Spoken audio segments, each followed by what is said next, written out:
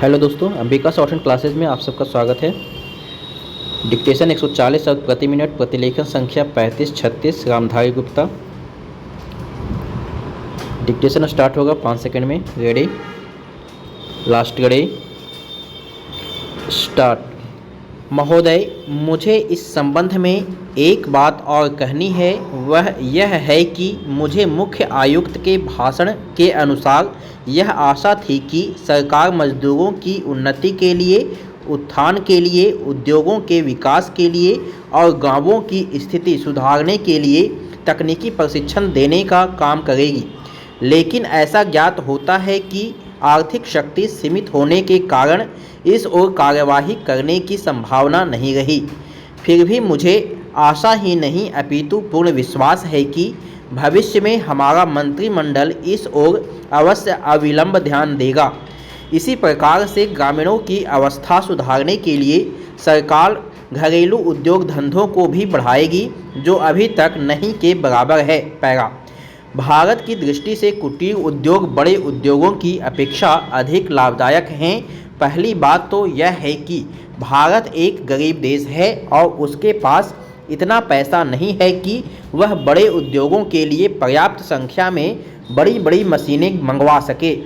बड़े उद्योगों के लिए बहुत बड़ी बड़ी महंगी मशीनों की आवश्यकता होती है, जबकि कुटीर उद्योग छोटी छोटी और सस्ती मशीनों से चल जाते हैं। कुटीर उद्योगों के लिए न तो बहुत बड़ी बड़ी इमारतें बनानी पड़ती हैं और न ही बहुत महंगी मशीनों की आवश्यकता पड़ती है। अतः ये उद्योग छोटे छोटे गांवों में भी प्रारंभ किए जा सकते हैं। कई उद्योग तो इतनी थोड़ी पूंजी से भी शुरू किए जा सकते हैं कि उतनी पूंजी प्रायः हर किसी व्यक्ति के पास होती ही है। पैरा, कुटीर उद्योगों में दूसरी बड़ी सुविधा यह है कि इनमें बहुत अधिक मजदूरों की आवश्यकता नहीं होती। एक परिवार के सदस्य ही उस उद्योग को चलाने के लिए पर्याप्त होते हैं। घर के सब सदस्य उस काम में हिस्सा बटा सकते हैं। बड़े उद्योगों में प्रत्येक मजदूर को कोई विशेष कार्य सीखना होता है और उस काम में कुशलता प्राप्त करने में उसे काफ़ी समय लग जाता है।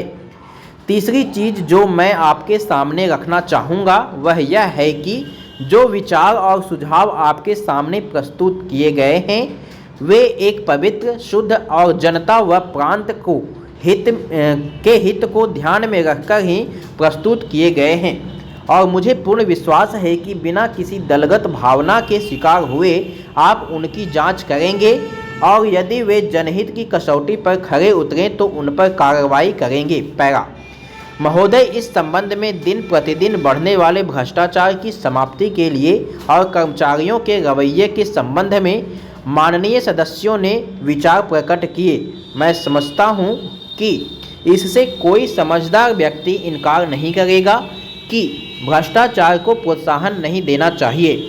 अतः इस ओर विशेष ध्यान देने की आवश्यकता है। भ्रष्टाचार को समाप्त करने के लिए जो कठिनाइयां सरकार के समक्ष हैं उन पर शीघ्र ही कदम उठाने चाहिए।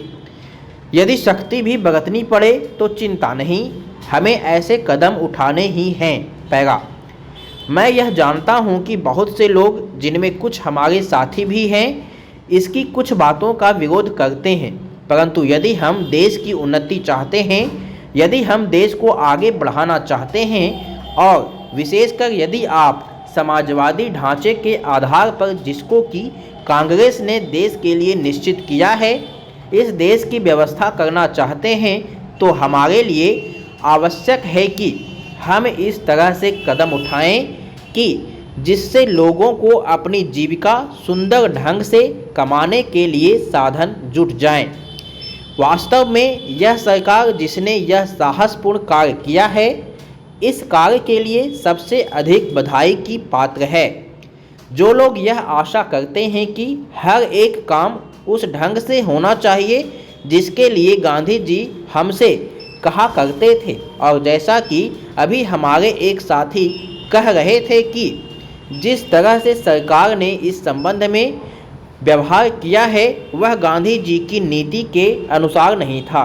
यह नहीं, उन्होंने तो एक तरह से कांग्रेस ने जो समाजवादी ढांचे पर समाज की व्यवस्था की नीति अपनाई है उसका विरोध किया और मेरी समझ में उनकी बात नहीं आती कि एक तरफ तो वह कांग्रेस के अंदर हैं। स्टॉप। डिक्टेशन पसंद आए तो वीडियो को लाइक करें, सब्सक्राइब करें और शेयर करें।